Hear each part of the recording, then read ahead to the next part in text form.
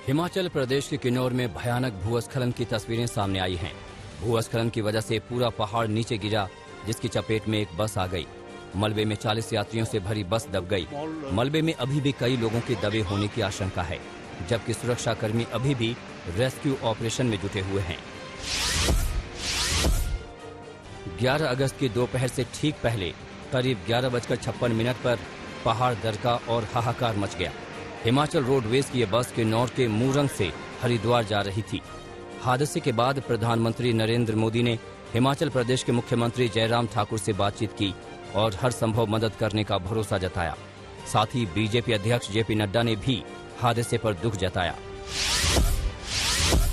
बिहार के कई जिलों में भयानक बाढ़ का कहर देखने को मिल रहा है। गंगा की उफनती लहरें बिहार की राजधानी पटना को पानी पानी करने पर जैसे आमादा हो गई हैं।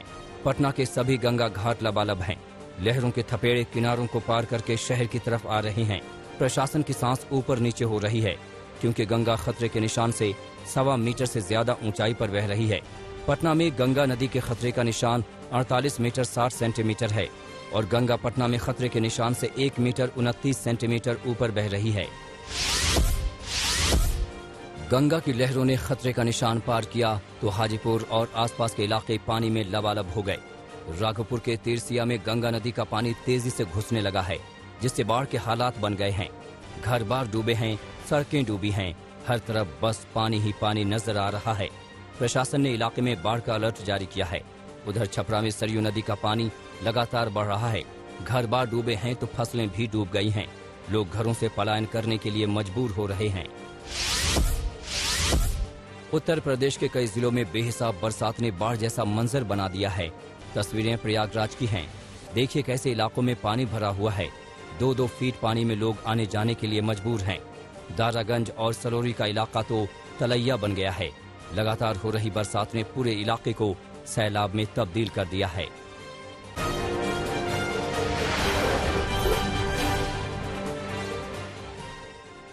राज्यसभा में ओबीसी आरक्षण से जुड़ा बिल पारित कर दिया गया है।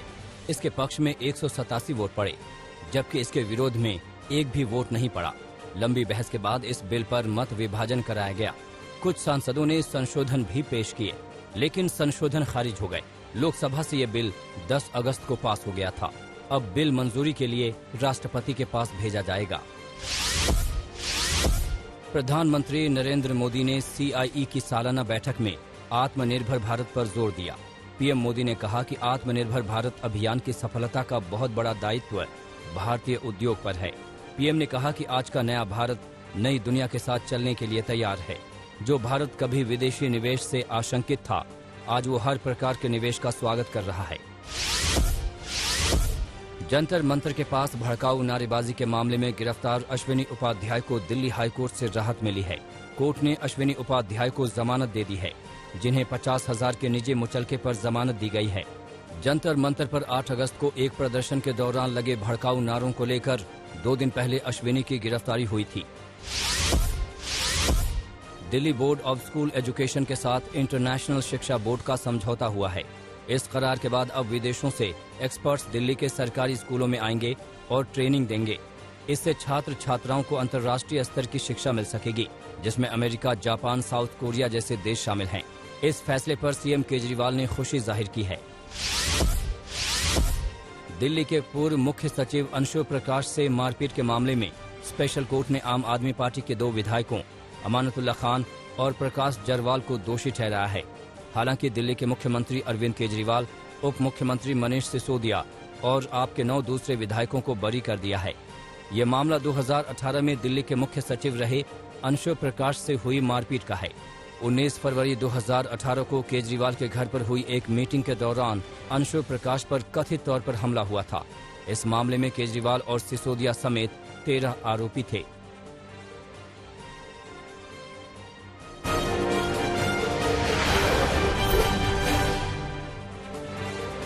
यूपी सरकार ने बड़ा फैसला लेते हुए अब सिर्फ रविवार तक ही कोरोना कर्फ्यू को सीमित रखा है। अब हफ्ते में सिर्फ एक ही दिन कोरोना कर्फ्यू रहेगा, यानी शनिवार को अब कर्फ्यू नहीं रहेगा। इससे पहले यूपी में शनिवार और रविवार को 2 दिन कर्फ्यू रहता था। सरकार ने कोरोना के घटते केस के बाद ये फैसला किया है, जिसमें अब शनिवार को दुकानें और बाकी काम किए जा सकते हैं। कोरोना महामारी की वजह से बंद चल रहे उड़ीसा के जगन्नाथपुरी मंदिर को श्रद्धालुओं के लिए फिर से खोला जा रहा है। 16 अगस्त से मंदिर में दर्शन शुरू हो जाएगा। हालांकि 12 और 13 अगस्त को सेवकों के परिवार के सदस्यों को भगवान के दर्शन की अनुमति होगी। हालांकि मंदिर में दर्शन के लिए वैक्सीनेशन सर्टिफिकेट और RT-PCR नेगेटिव रिपोर्ट की जरूरत पड़ेगी। इन दोनों की गैर मौजूदगी में मंदिर के अंदर एंट्री नहीं मिलेगी। जगन्नाथ मंदिर प्रशासन ने लोगों के लिए SOP जारी की। आंध्र सरकार ने केंद्र को बताया कि राज्य में कुछ कोरोना मरीजों की मौत ऑक्सीजन की कमी से हुई। राज्य सरकार ने कहा कि कुछ कोरोना संक्रमित वेंटिलेटर सपोर्ट पर थे और इस दौरान ऑक्सीजन का प्रेशर कम होने के चलते उनकी जान चली गई। इससे पहले राज्य सरकार ने संसद में जानकारी दी थी कि पूरे देश में एक भी मौत ऑक्सीजन की कमी के चलते नहीं हुई। हाल ही में केंद्र ने राज्यों से कोरोना की दूसरी लहर से जुड़ा डेटा मांगा था, जिसके बाद सरकार की ओर से ये जानकारी साझा की गई। उपभोक्ता अदालतों में खाली पड़े पदों पर लंबित नियुक्तियों को पूरा करने को लेकर सुप्रीम कोर्ट ने नाराजगी जताई है। कोर्ट ने केंद्र और राज्य सरकारों को इस मामले में लापरवाही बरतने पर फटकार भी लगाई। अदालत ने राष्ट्रीय आयोग में नियुक्तियों के लिए केंद्र को और समय देने से साफ इनकार कर दिया। कोर्ट ने सभी राज्यों और केंद्र शासित प्रदेशों को जिला और राज्य आयोगों में सालों से खाली पड़े पदों पर 8 हफ्ते में नियुक्तियां करने का आदेश दिया। कोर्ट ने चेतावनी दी है कि अगर आदेशों का पालन नहीं हुआ तो वो चीफ सेक्रेटरी को अदालत में बुलाने के लिए मजबूर होगा।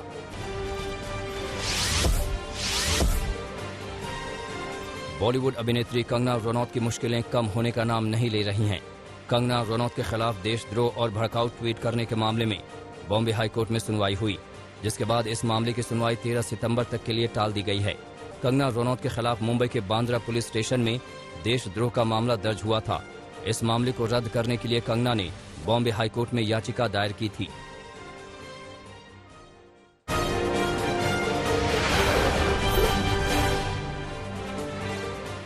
यूपी के अमरोहा में दबंगों ने हैवानियत की हद पार कर दी। आरोपों के मुताबिक 3 दबंगों ने एक मजदूर से 500 रुपए उधार मांगे थे। मजदूर ने उधार देने से मना किया तो दबंगों ने मजदूर को जमकर पीटा और उसकी एक आंख फोड़ दी। अब मजदूर SP के सामने आरोपियों को सजा दिलाने की गुहार लगा रहा है। पुलिस पूरे मामले की जांच कर रही है। पंजाब के लुधियाना में बदमाशों की गुंडागर्दी की तस्वीरें सामने आई हैं। तस्वीरों में आप देख सकते हैं कि कैसे ये 8 से 10 बदमाशों ने धारदार हथियार से यहां हमला किया। आरोपों के मुताबिक ये बदमाश होटल के बाहर हल्ला हंगामा कर रहे थे।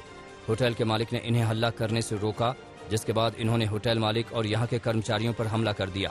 होटल का मालिक गुंडों के सामने हाथ जोड़े दिख रहा है, मगर वो भयानक मारपीट कर रहे हैं। पुलिस आरोपियों की तलाश कर रही है। राजस्थान के भीलवाड़ में एक नाबालिग के साथ गैंगरेप का मामला सामने आया है। जानकारी के मुताबिक नाबालिग लड़की एक मंदिर में रहती है।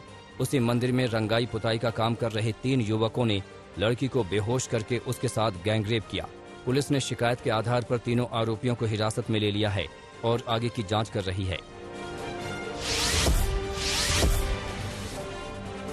मध्य प्रदेश के भिंड में 8 लाख की फिरौती मांगने वाले 12वीं के एक छात्र को पुलिस ने गिरफ्तार किया है।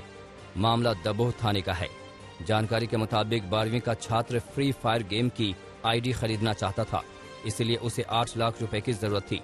उसने महिला शिक्षिका को एक धमकी भरी चिट्ठी भेजी और 8 लाख रुपए की फिरौती मांगी। साथ में कहा कि अगर पैसे नहीं भेजे तो उसके घर के किसी सदस्य की हत्या हो जाएगी। पुलिस ने आरोपी को गिरफ्तार कर लिया है। राजस्थान के भीलवाड़ा में दर्दनाक हादसे में 7 लोगों की मौत हो गई। जानकारी के मुताबिक हादसा आसीन थाना क्षेत्र में हुआ। बताया जा रहा है कि लाछुड़ा गांव में खदान में अवैध तौर पर खनन का काम हो रहा था, तभी यह हादसा हुआ। इस हादसे में 3 महिलाएं और 4 पुरुष मजदूरों की दबकर मौत हो गई।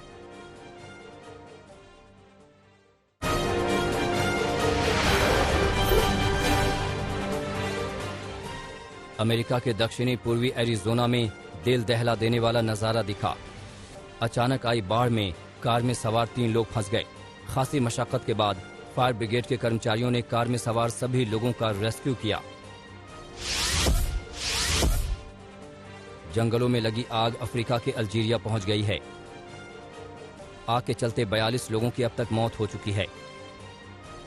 मरने वालों में 25 अल्जीरियाई सैनिकों के साथ 17 आम लोग शामिल हैं। आम लोगों को बचाने के दौरान कई अल्जीरियाई सैनिकों की जान चली गई। अफगान सुरक्षा बलों के हमले में 25 तालिबानी आतंकवादियों की मौत हो गई है। कंधार प्रांत की राजधानी में यह हमला किया गया। अफगान सुरक्षा बलों ने हमले के बाद की तस्वीरों को फेसबुक पर डालकर दुनिया से साझा किया।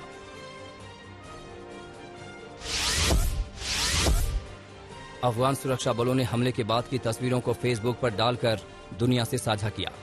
अफगानिस्तान के राष्ट्रपति अशरफ गनी ने मज़ार शरीफ शहर का दौरा किया, सेना का हौसला बढ़ाया।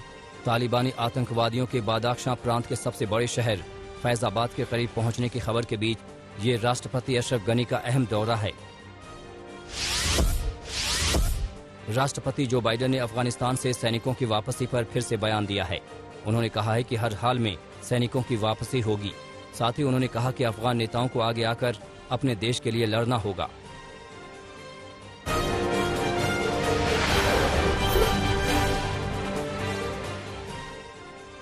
अमेरिकी खुफिया एजेंसी CIA के निदेशक ने तेल अवीव में इजरायली प्रधानमंत्री से मुलाकात की। इजरायली खुफिया एजेंसी मोसाद के निदेशक भी इस मीटिंग में मौजूद रहे। ईरान के मुद्दे पर बातचीत हुई। जर्मन सुरक्षा बलों ने ब्रिटिश दूतावास में काम कर रहे एक कर्मचारी को जासूसी के आरोप में गिरफ्तार किया।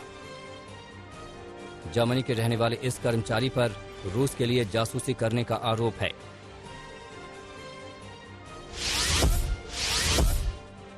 ऑस्ट्रेलियाई शहर मेलबर्न में बढ़ते कोरोना के मामलों के बाद फिर से लॉकडाउन 19 अगस्त तक बढ़ा दिया गया है। सिर्फ जरूरी काम के लिए घरों से बाहर निकलने की अनुमति है।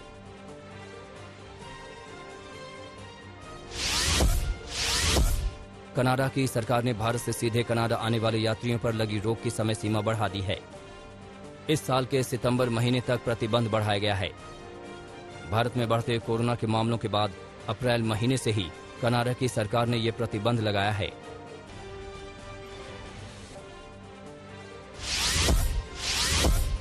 दुबई इंटरनेशनल एयरपोर्ट को जबरदस्त घाटा हुआ है। इस साल के शुरुआती 6 महीनों में पहले की तुलना में 40% लोगों ने एयरपोर्ट का कम इस्तेमाल किया। इसकी वजह कोरोना महामारी रही।